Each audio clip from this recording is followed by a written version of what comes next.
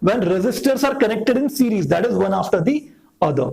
So in the derivation of resistors connected in series, we know that current has only one path to flow.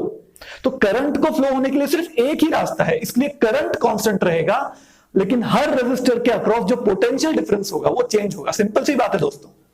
C if there is a pipeline in the shape of the resistors, एक pipeline है resistors के ही shape में, और मैंने यहां से पानी फेंका इधर से उधर, तो पानी तो यहां से निकला है तो वहां पर तो पहुंचेगा, एक बकेट पानी पहुंचेगा, एक बकेट पानी यहां से फेंका तो, लेकिन पानी का जो प्रेशर था, जिस स्पीड से जा रहा था वो स्पीड भी कम हो जाएगी, क्योंकि जिस प्रेशर से मैं फेंक रहा हूं पानी, वो प्रेशर कम कम कम होता जाएगा तीनों के अक्रॉस। तो इतना सिंपल है गाइस कि प्रेशर डिफरेंस तीनों रेजिस्टर्स के अक्रॉस अलग अलग होगा, लेकिन एक बकेट पानी जो मैंने फेंका है, यानी कि जो करंट है वो कांस्टेंट रहेगा। तो ये हमें पता रहना चाहिए ऐसे सॉल्व करने के लिए रेजिस्टर्स इन सीरीज के लिए। तो हमें पता है कि तीन रेजिस्टेंस दिए हमको, ये है R1, ये है R2, ये है R3।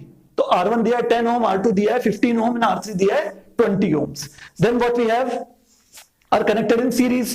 Then if the potential difference across 15 ohm resistor, that is the second resistor, is कितना 3 वोल्ट दिया है, तो सेकेंड रेजिस्टर जो है उसके अक्रॉस पोटेंशियल डिफरेंस कितना दिया है 3 ohms.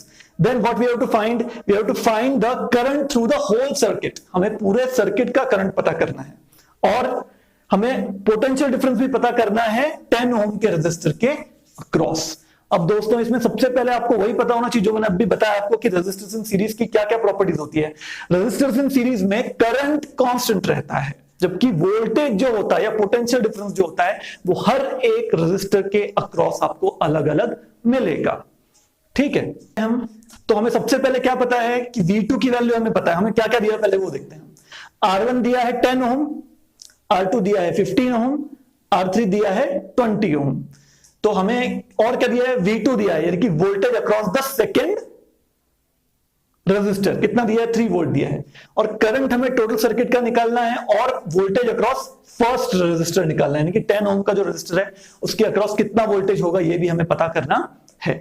Now what we will do, we know that the current remains constant in a series connection, that's all we know. Then what we will do, we will write that V1 is equal to I into R1 according to the Ohm's law.